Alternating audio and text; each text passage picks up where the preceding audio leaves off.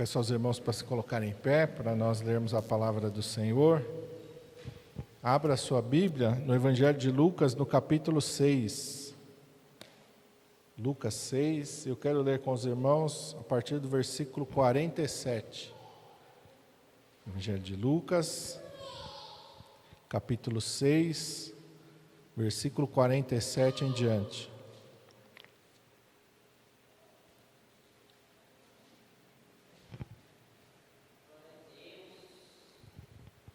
Aleluia.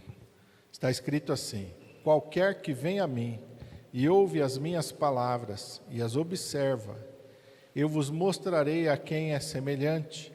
É semelhante ao homem que edificou uma casa, e cavou, e abriu bem fundo, e pôs os alicerces sobre a rocha. E vindo a enchente, bateu com ímpeto a corrente naquela casa, e não a pôde abalar, porque estava fundada sobre a rocha. Mas o que ouve e não pratica é semelhante ao homem que edificou uma casa sobre a terra, sem alicerces, na qual bateu com ímpeto a corrente, logo caiu, e foi grande a ruína daquela casa. Amém? Vamos orar. Senhor Jesus, nós estamos diante da Tua palavra, Senhor, e nós cremos ao Senhor que o Senhor preparou esta palavra para falar aos nossos corações nesta noite, para nos abençoar através desta palavra, Senhor. E o Senhor tenha toda a liberdade, Pai, de falar, de agir e de se manifestar no nosso meio, ó Pai, e nas nossas vidas, de acordo, Senhor amado, com esta palavra e de acordo com a Tua vontade. Senhor, que a Tua vontade seja feita nas nossas vidas, ó Pai. Nós te pedimos em nome de Jesus. Amém. Os irmãos podem se assentar. O Senhor falou no meu coração sobre alicerces, sobre a rocha. E os alicerces são a estrutura de qualquer edificação. Não se pode edificar nada sem alicerces, sem uma estrutura. Porque tudo que foi edificado sem um alicerce, qualquer problema que tiver, não vai resistir, vai cair, vai ruir. E o Senhor Jesus fala aqui: qualquer que vem a mim, ouve as minhas palavras e as observa. Então nós precisamos entender que nós precisamos ouvir a palavra do Senhor e observar a palavra do Senhor.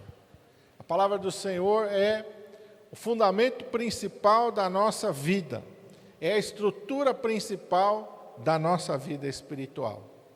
O mundo, ele não trabalha com isso. O mundo não trabalha porque o mundo não tem a palavra de Deus.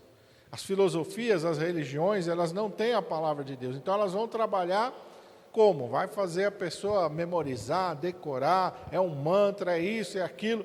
Mas nós, aqueles que recebemos o Evangelho, nós temos um fundamento.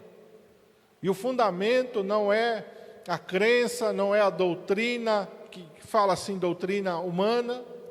A doutrina, sim, a doutrina da palavra de Deus. Porque hoje fala doutrina, as pessoas confundem com uso e costume, né?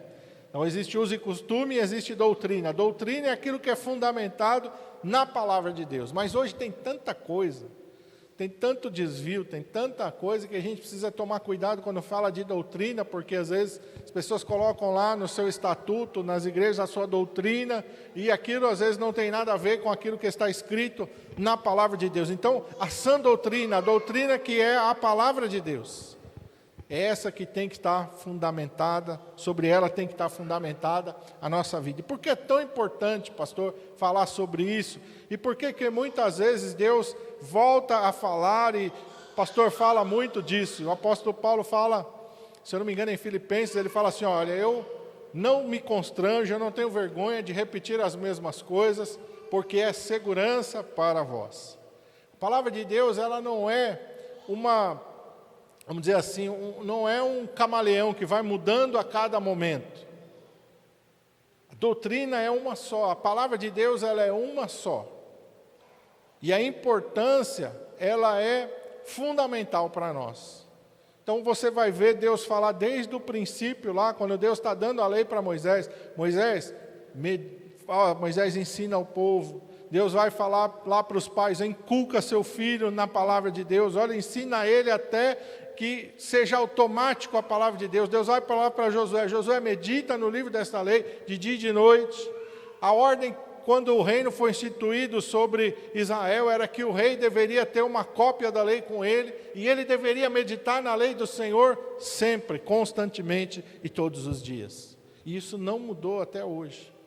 Não mudou. O nosso fundamento, a nossa estrutura tem que estar sobre a palavra de Deus. E o Senhor, nesse versículo aqui, o Senhor falou: todo aquele que está alicerçado na palavra está firme.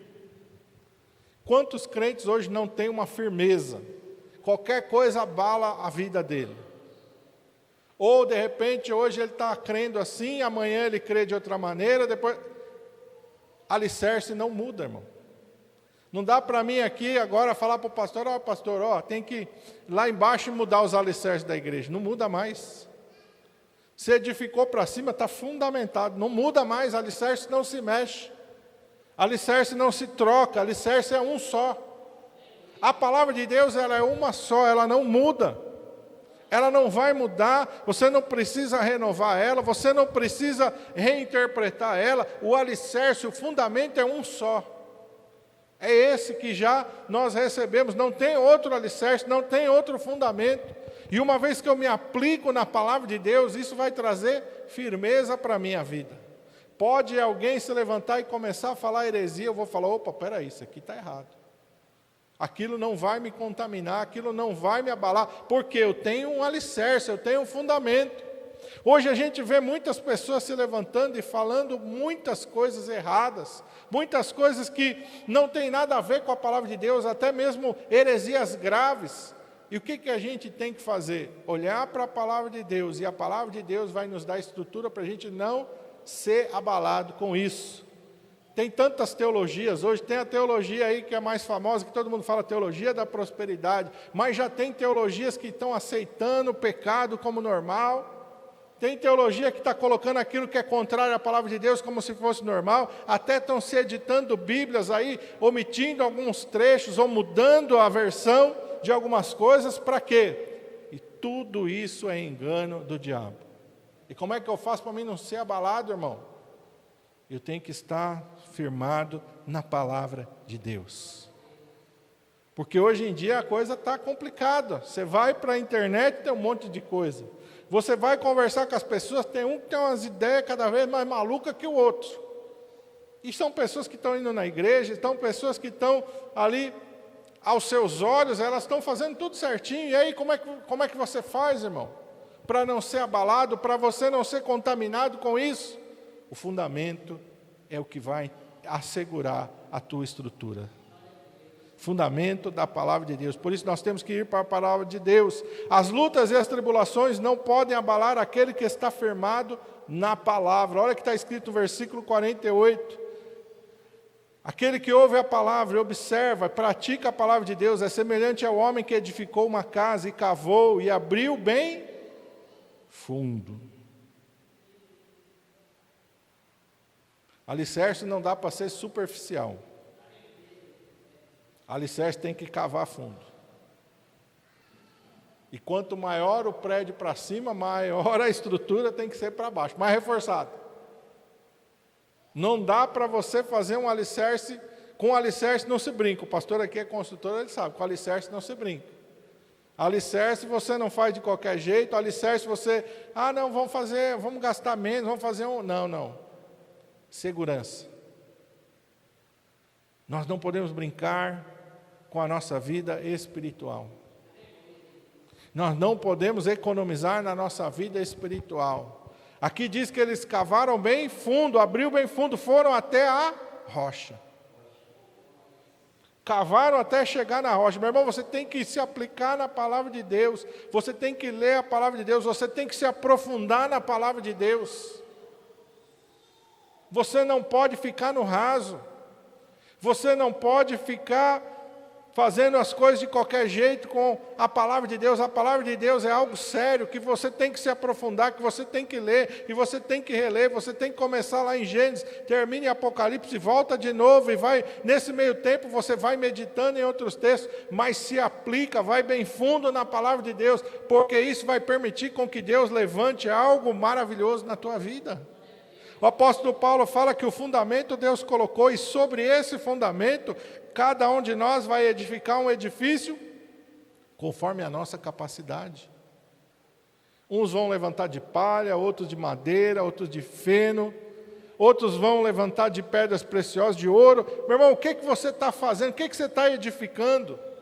Como é que está a tua vida espiritual? Como é que estão os teus alicerces? Você cavou bem fundo, você foi até a rocha, você fez uma estrutura firme, sólida, você está procurando manter ali a integridade da tua estrutura, você está edificando a sua vida sobre o quê? O que material você está usando para edificar a tua vida espiritual? Porque a palavra de Deus diz que um dia nós vamos passar por um teste, o teste do fogo. Aqui nesta terra nós vamos passar por teste. Aqui, diz aqui Jesus que a enchente vem, vai bater com ímpeto, as lutas e as tribulações vão vir, e já vão pôr à prova essa estrutura.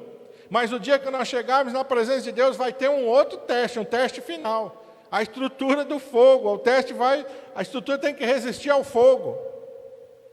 Então não dá para brincar com essas coisas, não dá para brincar com a palavra de Deus, não dá para deixar a palavra de Deus de lado, não dá para deixar, meu irmão, de nos aplicarmos à palavra de Deus, porque depende não só a nossa vida presente, mas depende a nossa eternidade disso. A nossa vida aqui agora, ela vai depender, o que eu vou viver agora vai depender do tanto que eu vou me aplicar à palavra de Deus. Quando Deus, aleluia, chama um homem, e Deus tem uma preocupação, e você vai encontrar isso, Deus avaliando Abraão, Deus avaliando a Josué, Deus avaliando a Davi. Aquilo que Deus vai avaliar nas nossas vidas é o tanto que eu me aplico à palavra dele. Quando ele fala de Abraão, Deus fala assim: eu conheço Abraão e sei que ele há de obedecer a minha palavra, e sei que ele há de ensinar aos seus filhos a temerem a minha palavra, a andar nos meus caminhos. Qual foi o padrão que Deus usou para avaliar a vida de Abraão? Como Abraão respondia à sua palavra. Para Josué ele diz: medita nessa palavra de dia e de noite, tenhas o cuidado de fazer conforme tudo quanto está escrito. Josué, o padrão na tua vida é o padrão da palavra. Esse é o padrão que importa para mim. Eu não estou preocupado se você é um general, eu não estou preocupado se você é um capitão, eu não estou preocupado se você tem estratégia para guerrear ou não, Josué. Isso aí é irrelevante. O mais importante, qual o peso que tem a minha palavra na tua vida? Isso é mais importante. Depois você vai ver Deus falando de Davi: achei a Davi, filho de Jessé, homem segundo o meu coração, que vai cumprir toda a minha palavra. O padrão que Deus olha para mim e para você é o quanto eu estou me aplicando na palavra, o quanto é que eu estou me submetendo à palavra, qual o peso que a palavra de Deus tem na minha vida. Porque uma coisa que Deus sabe é que não adianta falar com quem não quer ouvir. Isso Deus sabe. Chega um tempo que Deus não fala mais. Chega um tempo que Deus não... E é tudo referente à sua palavra. Quando você vê Saul sendo rejeitado, Deus usando o profeta Samuel para falar com ele, o que Deus fala? Tem tanto prazer o Senhor em sacrifícios e holocaustos, quanto em que se obedeça a sua palavra. Obedecer é melhor do que sacrificar. Atender é melhor do que a gordura dos carneiros. Por que Saul foi rejeitado? Porque não tinha aplicação na palavra de Deus, porque não tinha obediência à palavra de Deus, porque não tinha fidelidade à palavra de Deus. E Deus fica até bravo com Samuel, fala: por que tu tem dó de Saul? Havendo eu já rejeitado, eu rejeitei ele. Ele rejeitou a minha palavra, eu rejeitei ele. Olha só que Deus fala. Quando nós rejeitamos a palavra de Deus, automaticamente nós somos rejeitados por Deus. Esse é o padrão, meu irmão, que Deus vai usar para avaliar a nossa vida. Quando eu rejeito a palavra de Deus, automaticamente Deus me rejeita. Mas quando eu amo a palavra de Deus, aleluia, então Deus diz: eu posso trabalhar na vida dele. eu posso agir na vida dele. Porque ele vai obedecer, porque ele vai se submeter, porque ele vai ser zeloso com a minha palavra, porque ele não vai jogar a minha palavra para trás e vai fazer as coisas da sua cabeça e do seu coração. Ele vai obedecer a minha palavra, aleluia. Obedecendo a palavra do Senhor, nós andamos nos seus caminhos. E quando nós andamos na palavra de Deus, e quando nós levantamos, firmamos o nosso alicerce na rocha, diz aqui, aleluia, a corrente, a enchente vai bater, mas não pode abalar a nossa vida. As lutas e as tribulações não abalam aquele que está firmado na palavra. Não abala. Pode vir, Satanás pode levantar o que for, e aí você vê tantos exemplos na palavra de Deus, de homens que foram provados ao extremo, mas não voltaram atrás. E como é que eles não voltaram atrás, sendo provados ao extremo? Alicerce, fundado, bem fundo na rocha. Pode levantar o que for, não volta atrás. Pode jogar na fornalha de fogo ardente, não nega. Pode jogar na cova de leões, não nega. Pode, meu irmão, colocar no cárcere interior, não nega. Pode Satanás usar a estratégia que for, como usou lá com José do Egito. Não volta atrás aquele que está firmado na palavra. Aquele que está firmado na palavra, ele não volta atrás. Porque o alicerce dá estrutura para ele resistir a todo levante do inferno contra a vida dele. Mas não é só, meu irmão, o Deus não quer só nos estruturar na rocha para nos dar resistência. Deus também quer agir na nossa vida através da sua palavra. Olha o que está escrito em 1 Coríntios 15, 57.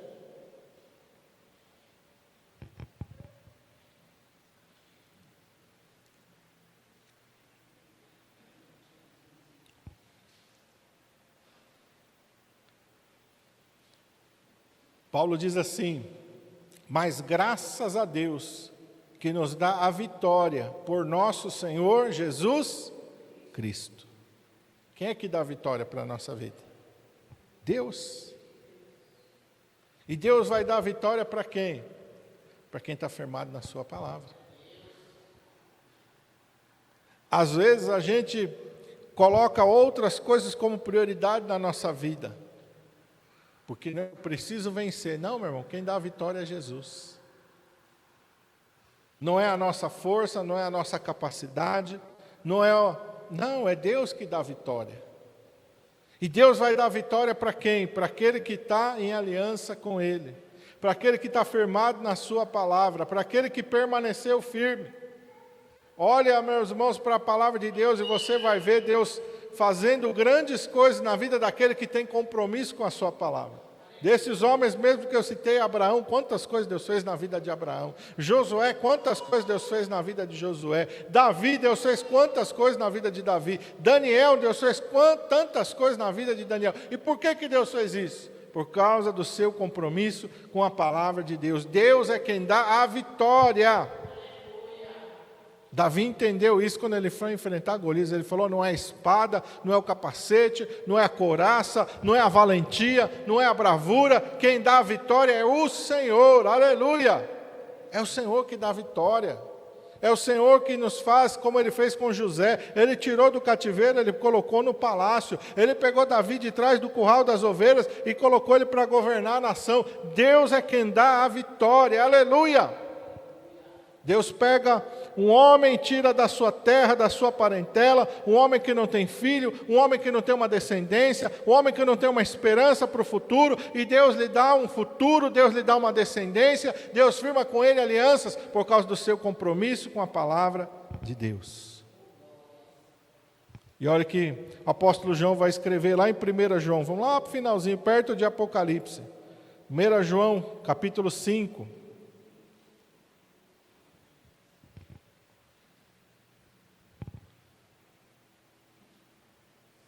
versículo 4.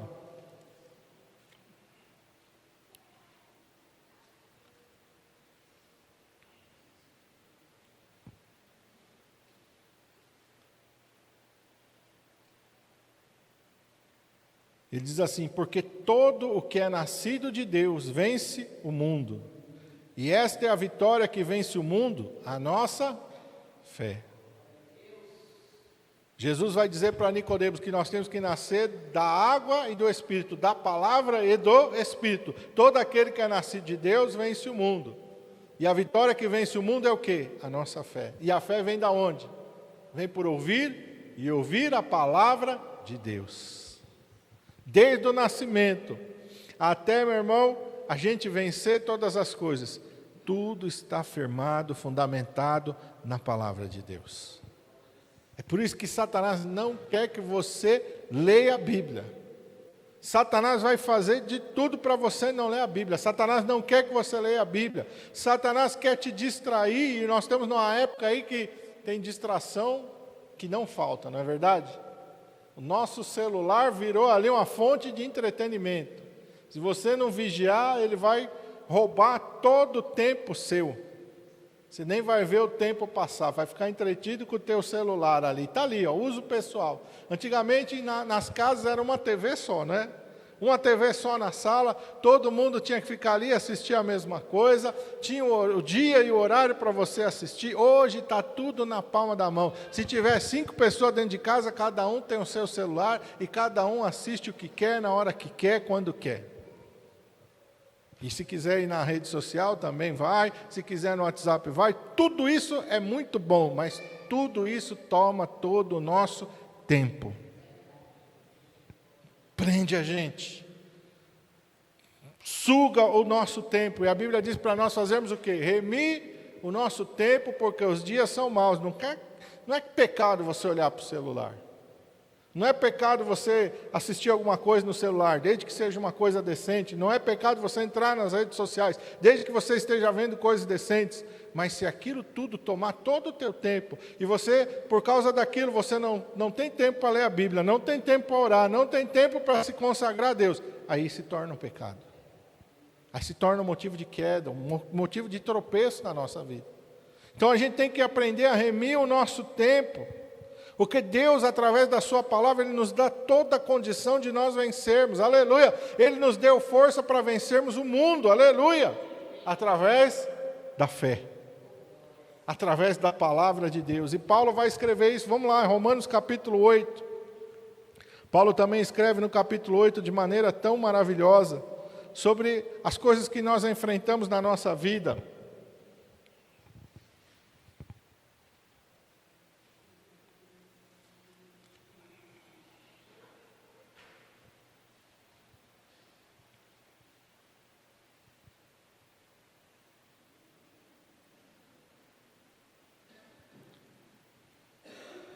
Ele diz assim, a partir do versículo 35, quem nos separará do amor de Cristo?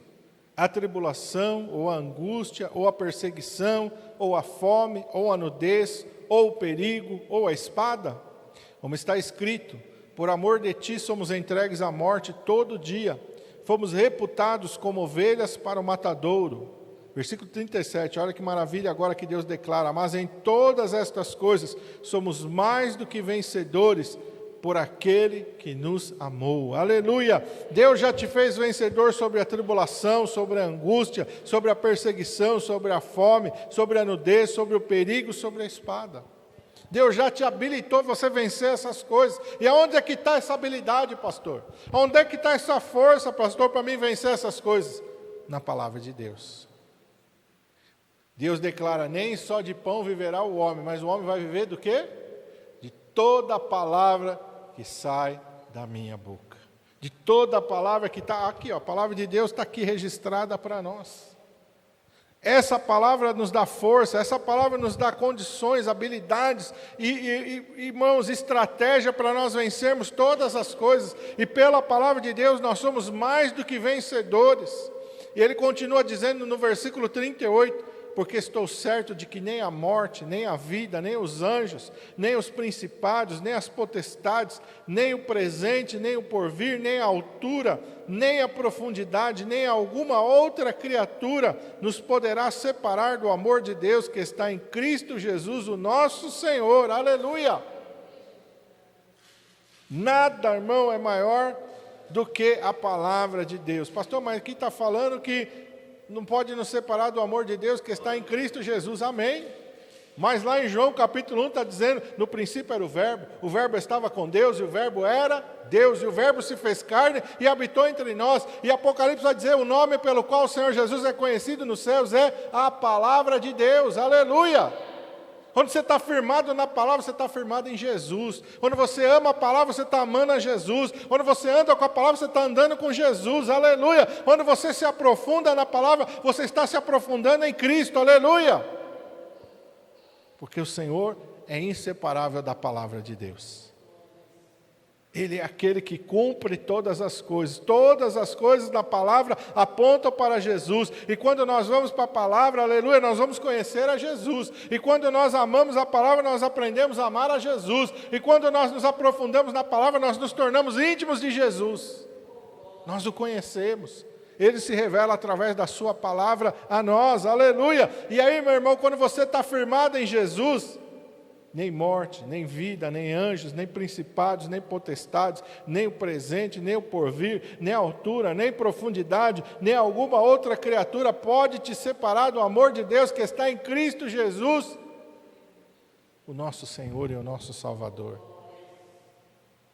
A palavra de Deus é o segredo para uma vida, meu irmão, abençoada. A palavra de Deus é o segredo para uma vida frutífera, para uma vida próspera. E quando eu falo de prosperidade, eu estou falando muito mais do que dinheiro. Eu estou falando de coisas que o dinheiro não pode comprar. Eu estou falando de um relacionamento íntimo e pessoal com Deus. Eu estou falando de você produzir coisas que vão permanecer para a eternidade. Porque as coisas desse mundo ficam aqui e elas vão virar pó um dia, aleluia. E quando a gente morre, fica tudo aqui, nem a roupa do corpo a gente não leva, mas aquilo que eu fizer em Deus, aleluia, vai me acompanhar por toda a eternidade, aleluia. Aquilo que eu produzi no reino de Deus vai me acompanhar por toda a minha eternidade. Por isso que Jesus disse: ajuntar tesouro aonde? Não na terra, onde os ladrões roubam, a traça e a ferrugem destroem. Ajuntem para vocês tesouros no céu, onde os ladrões não minam, onde a traça e a ferrugem não podem consumir. Porque onde estiver o teu tesouro, vai estar o teu coração. E o nosso coração tem que estar na palavra de Deus. A nossa vida tem que estar fundamentada na palavra de Deus. Aí a gente não erra, irmão.